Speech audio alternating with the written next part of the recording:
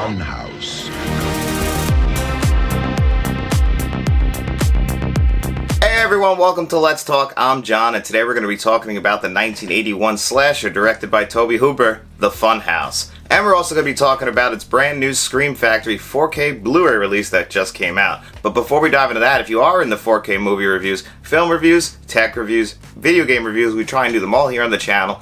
And nothing would help us out more than by liking this video and subscribing to the channel. So The Funhouse was released in 1981 by Universal Pictures. This is a big deal because this is Tobe Hooper's first big budget for the time at $3 million, horror-directed film. Tobe Hooper is a very famous horror director. He's directed two very classic horror films. One of them is in my personal top 3 horror films of all time, and that's Poltergeist, which is also getting a 4K release on September 20th. But he also directed one of the most influential horror films that has ever been made, and that is the Texas Chainsaw Massacre that was released in 1974. And that is a very low-budget horror film that is very down and dirty and gritty and has influenced many horror directors. Most obviously would be Rob Zombie and his Firefly trilogy of films. But Tobe Hooper, it's always fascinated me how he directed the Texas Chainsaw Massacre and Poltergeist. They are two very different films. Poltergeist has always felt to me like a Steven Spielberg movie, which is weird because Steven Spielberg wrote the movie and he's an executive producer on the movie, so it is very much a Steven Spielberg movie. It's also came out a week apart from E.T.,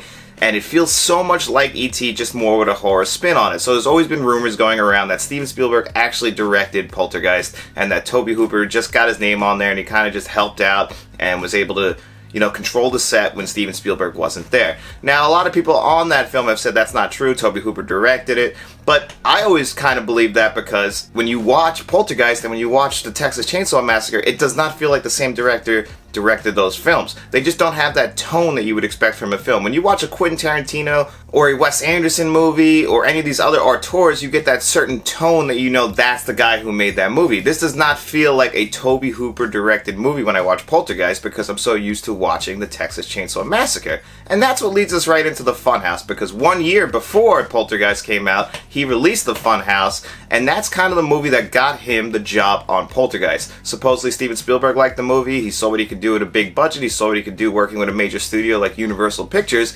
and he got him the job directing Poltergeist. Based on that, I'm going to actually go and believe that he actually did direct Poltergeist, and that all those rumors, I'm sure Steven Spielberg had an influence on him and said, hey, I'm Steven Spielberg, I know what I'm doing, but I can totally understand now, especially after watching The Funhouse, why he got that job on Poltergeist. Which actually leads me perfectly into the plot of The Funhouse, which is just a run-of-the-mill 80s slasher film. This could have just been a throwaway film. What Universal Pictures was going for is this: they wanted their own version of Friday the 13th, which came out in 1980, the year before, and was just a huge hit, and they wanted to capitalize. That's the same thing we see major studios doing now with superhero films. Once something takes off, everyone wants to have their own. So they hired Tobe Hooper to direct this film, and believe me, if this wasn't in Tobe Hooper's hands, I don't think this would be a very good movie. It follows around 4 teenagers, 2 sets of couples. They're going to a local carnival that just rolled into town. It's a real sleazebag type of carnival. We spend the whole first act of this movie, which is about 30 to 40 minutes long, just seeing them explore the carnival and what's going on. We see them smoking weed, we see them heckling people, we see them basically abusing this poor fortune teller. They're just making kind of a joke at it, trying to make us not feel bad for these characters, but they spend a lot of time really just building up the story until finally when we get in the second act and into the third act, they agree, all 4 of them, to spend the night in this fun house. Or I guess it's not really a fun house, it's more of a ride, but they agree to spend their night into this one area of the park. And that's when things really take off. 4 of them witness a murder from the carnival owner's son. We never see him. We only see him wearing a Frankenstein's mask. And we see him kill somebody. We see him kill the fortune teller we saw earlier in the film because he's trying to get laid. And he gives her $100. But unfortunately for him, he can't control himself and he prematurely ejaculates. And he wants his money back. And it's hard to blame him. For $100, he got about 30 to 40 seconds. So I get it. But still, she has a no return policy. So he's got to go on his way, and he unfortunately kills her. And they witness this happen, and we see him from their point of view and how freaked out they are. Things have gone off the rails. They've already lost their cool. The dad comes for this guy. He flips out on him, and then it's discovered that when you pull the mask off, when he takes off the Frankenstein's mask and we see what the real monster is underneath, like, it's a real deformed kind of kid. I mean, me and him actually have the same exact hair if we grew it out long, but we have very different teeth and very different eyes. It's just a very deformed monster. Very scary, actually. The way they lit him, it was very spooky. It got under my skin. I had never seen this film before, and really good practical effects, especially for 1981. I thought they did a great job on the creature design, and that's just something we lose in horror films today, is because everything becomes very CGI. But it's so cool to see what they did with practical effects. Does it look real? No, it actually looks very cheesy, but I think that really works for the effect that they were going for this film. You know, when you're watching an early 1980s horror film, you kind of come to expect these things, and I really thought the creature design for the time was very good, and I really did enjoy that aspect of it. And as far as the film goes, like, we progress through the rest of the movie. It goes about how you would think. It's a very stereotypical slasher. We end up with a final girl who ends up being the one who finally kills that monster, spoiler alert, and then she gets to walk off literally, instead of into the sunset, into the sun rising, because this entire film up to that point is in darkness, or, you know, only lit by the carnival lights, which is actually a really cool aspect of this film. I really did enjoy the fact that this took place at a carnival. But overall, as a film, I would say this is just a middle-of-the-pack slasher that could have been really bad and really forgotten about if Tobe Hooper didn't direct this, because what he does is he builds atmosphere. Especially in the second act, there's a really good shot in the carnival itself where he gets on a crane. It's very similar to the end shot, actually, where the crane kind of goes over the carnival, and we get a really nice, bass-centric score really pouring over the scene, and really builds atmosphere, really builds tension, and that's what you get a good director for, because everyone else would probably just skim over that, not even build the atmosphere, not even get into the character development. Although I do think that they definitely overdeveloped the characters in this, especially in the first act. That's how it feels, very much like the Texas Chainsaw Massacre. That's exactly my same complaint about that, is that they spent way too much of the first and even into the second act just doing all build-up, and it moves very slow. At least in this film, compared to the Texas Chainsaw Massacre, there's a score to really help move it along and become, I guess, in my opinion, it's a less boring film than the Texas Chainsaw Massacre. But when the Texas Chainsaw Massacre builds to, is better than what this builds to, in my opinion. But this is still a pretty good film. It's just your run-of-the-mill, average 80s slasher that I'm really glad that I saw, with a really cool creature design. If you haven't seen the Funhouse, I can recommend this film, especially around this time of the year, in the fall, when it's spooky season and everyone's into Halloween movies. This definitely feels like a fall carnival kind of movie. I think this is something you're going to want to watch. I wouldn't watch it in October, but I can recommend this for September, getting yourself in the horror movies, especially in a good 80s slasher. This is a decent one, no harm, no foul. It's not going to be one that you're bored with. I think you'll enjoy it. You can really see the roots for Tobe Hooper in making Poltergeist a year later, so I can recommend it on that aspect. But we're here to talk about its brand new Scream Factory 4K Blu-ray, so let's talk about that now. So back in 2012, Scream Factory released the Blu-ray for this, and now 10 years later they have released the 4K, and this has a brand new 4K scan with Dolby Vision and HDR10 on it.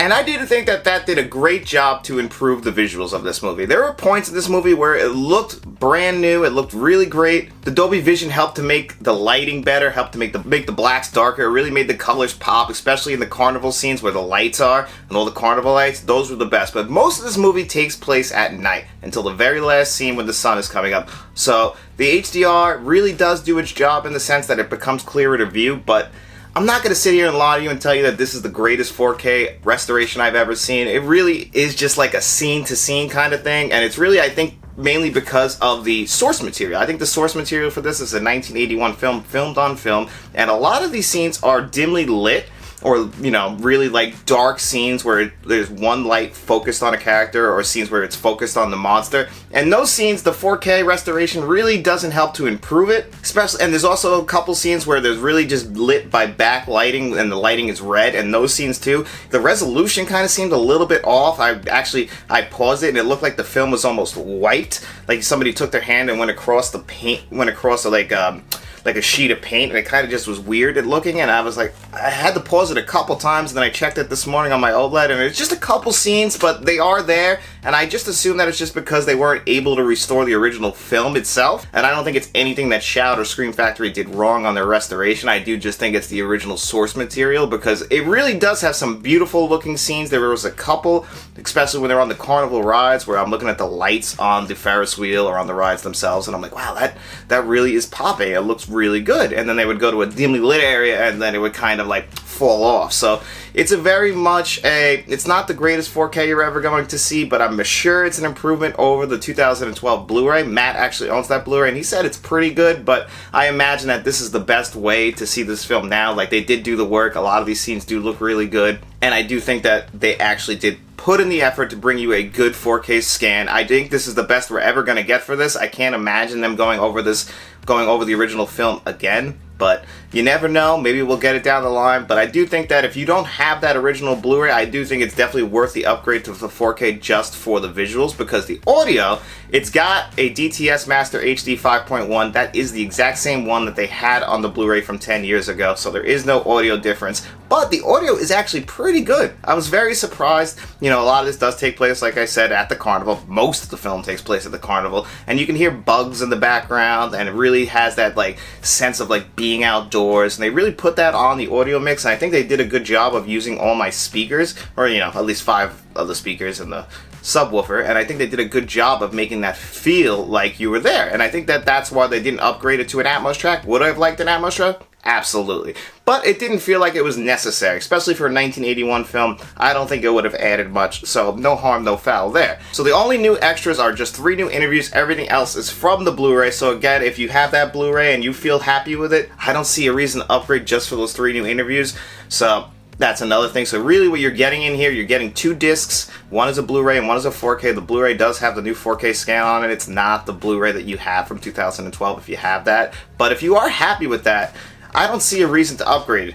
Now, what you do get is a really nice new slipcover, and underneath you get the same box art. Now, this box art is reversible. Just want to point that out. So if you were to pull it out, this is what's on the box. And then you have the reversible box art, so if you want to flip it around. And like we have talked about previously as far as like the reversible box art, the Blu-ray cases were transparent where you could see them on the inside. This is really just your choice of what box art you want to see on your shelf, which doesn't really make much sense either because you do have a slipcover that goes over it, and that does feature this box art. Really nice box art design. I do love the Scream Factory Blu-ray box art design with the silver lining up top, so you know it's a Scream Factory 4K. I like it that these boutique studios take the time to give their own print on things and give it their own designs. Like Criterion has their design, Arrow has their design, and Scream Factory has their design. I like the extra effort put in that. Helps it to separate it on your shelf if you're looking down the line. I think that's an awesome thing, and I'm really glad that Scream Factory does take the time to do those little things. And even though the reverse cover isn't something that is particularly interesting to me just because I'm not going to reverse it, but if you are one of those people, it's awesome that it's in there. I didn't realize they were still doing this on the 4Ks actually, just because I thought that that was something that was going to die with Blu-ray because of the transparent covers that they had. Me and Matt are huge fans of the transparent covers with Blu-rays. Can I recommend that you go grab this 4K? Overall, I would say yes. I think you should. If you are a fan of 80s horror like I am, I think you're going to love this film if you've never seen it before. Is it the greatest film? No. Taper your expectations. It's not the greatest horror film. It's not the greatest slasher ever made, but it is a good time, especially around spooky season, and this package with its brand new 4K restoration is pretty good. I think I can recommend it just for the visuals alone. The audio is the same. The extras are pretty much the same, except for 3 new interviews, so go into that knowing that if you already have that old Blu-ray from 2012. But overall, if I was going to rate this entire thing as a package, I'm going to give this a 7.5 out of 10. Like I said, the film, it's pretty good. I think you're going to have a good time. You get the visual upgrade, you get the same audio track, you get plenty of extras, even if they're not new. So overall, this is more for somebody if you don't have that 2012 release, and if you are a collector or you're a big fan, I can totally recommend the upgrade. If you're not a fan of these type of films, this one might not be for you. Maybe catch it on the sale if you're just a big fan of collecting Scream Factory Blu-rays. If you're definitely one of those people, you're going to want to probably wait for a sale if you're not a fan of the Funhouse. And as always, guys, thank you for joining me here on another episode of Let's Talk. Please make sure you like, share, and subscribe, and tell all your friends.